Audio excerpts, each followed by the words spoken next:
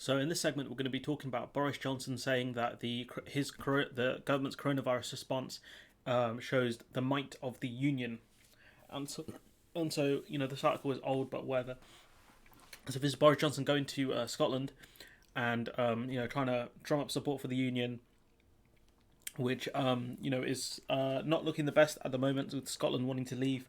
They've been wanting to leave for a long time now, but yeah, it's not.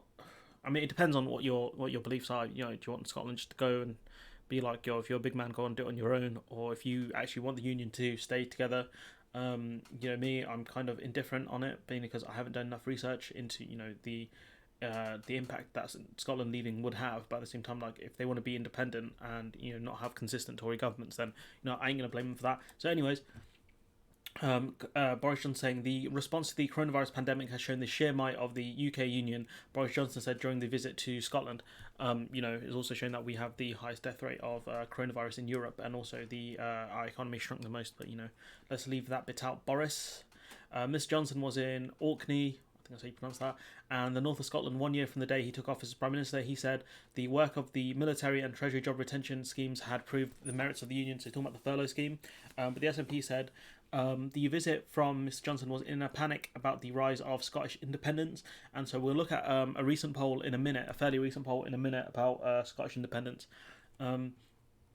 So Scotland's First Minister Nicola Sturgeon said Nicola Sturgeon did not meet Mr Johnson during the trip, but said that she would continue to work with his government on the immediate priority of tackling the coronavirus, which is the right move. Miss Sturgeon, Miss Sturgeon, God, is that how you pronounce her name? I should really know that, shouldn't I?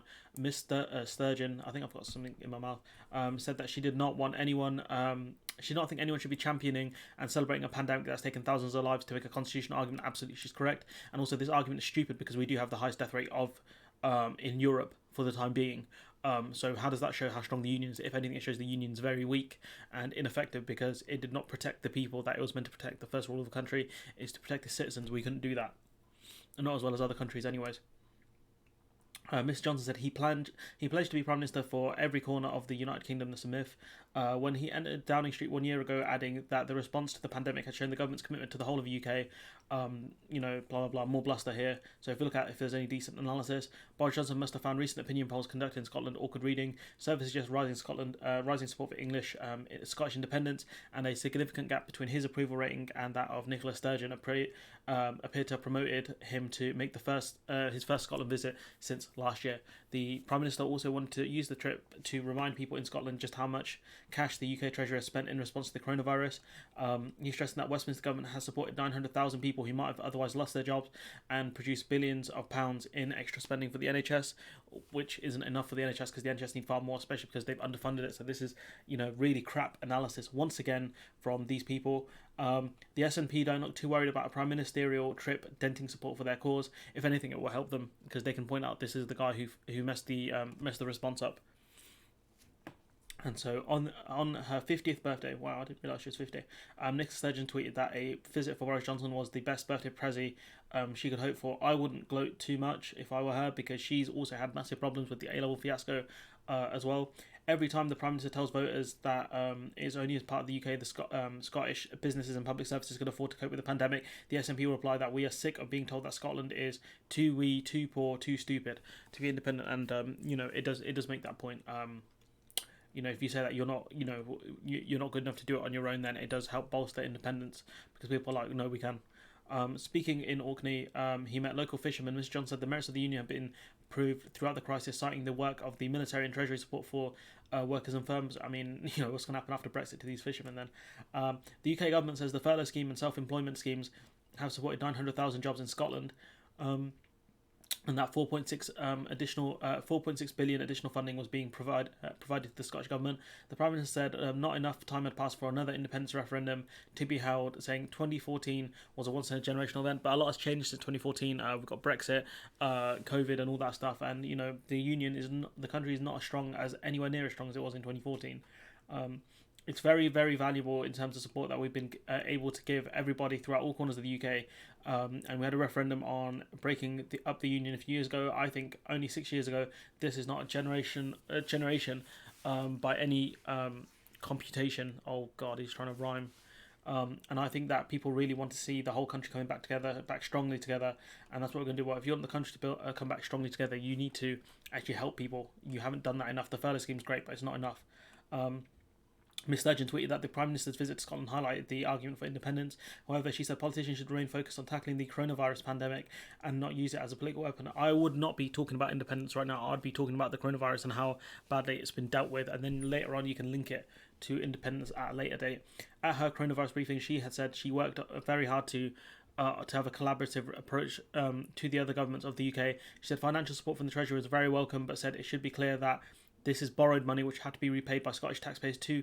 It's not some kind of favour that's been done. Absolutely, she's correct. This money will have to come back in some way, probably through higher taxation on poorer people, no doubt.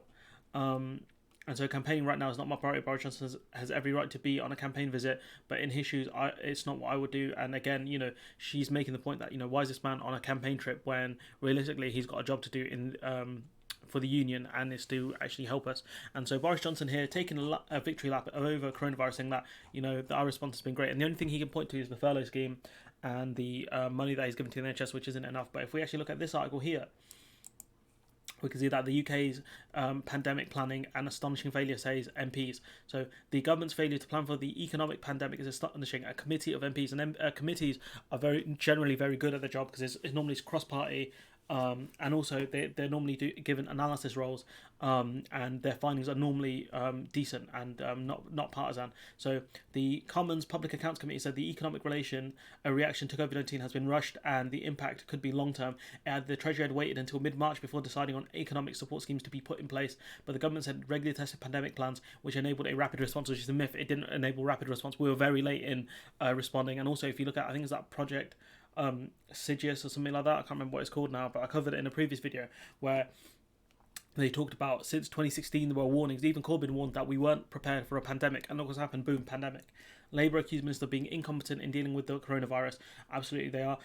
Last month official figures say the UK economy shrank by more than first thought between January and March, contracting 2.2% in the joint largest fall since 1979, which is crazy when you think about it. Is that worse than 2008? Maybe, I don't know. In the report, the Commons Public Accounts Committee said the government needed to learn lessons and ensure it doesn't repeat mistakes again in the outbreak of a second spike in infections. But the thing is, if they do a second furlough scheme, it's going to cost a lot of money, and they're not going to do it. And so what we can learn from this article is the fact that Boris Johnson here taking a victory lap in Scotland over the dealing of the coronavirus pandemic is an absolute myth. MPs have pointed that out, saying that the UK was woefully underprepared to deal with it. And if we actually look at the polls in Scotland, I don't know why he's so worried, seeing as it's 53 to 47 is I think most polls come with a 3% margin of error. So you could argue it's 56 to 44. But at the same time, it could be even, which it probably is right now. I don't think most people are thinking about independence right now. I think most people are probably more focused on the coronavirus. But if you look at the almost 3/4 of Scots think Nicola Sturgeon is doing well as First Minister, so you got 72%. So 6% of people don't know, and 22% of people think of her very badly. And you look at Ruth Davidson, she's gone, I think. I don't know if she's still in charge. Starmer's at 39, that's embarrassingly low. But then again, a lot of people don't know, so they could swing both ways. Boris Johnson, 20%, 74% of people disapprove, and the Scottish Labour leader, I don't know a lot about him. He's at 37% disapproval. So it's not the best, but I don't know why Boris is so shook by this. 53% in one of the worst pandemics in a long time is not that bad. Fair enough, this article's from the 12th of August. But yeah, unless the polls have jumped 60-40, I would not be worried for him. And so yeah, I'm going to wrap it up. So I don't know what I'm going to title this video. Boris Johnson takes victory lap over coronavirus. MPs are like Narborough. And so look, I'm going to leave it there. I've talked for long enough on this segment. Let me know what you guys think in the comments below. Like, comment, share, subscribe, and hopefully I'll see you in the next one.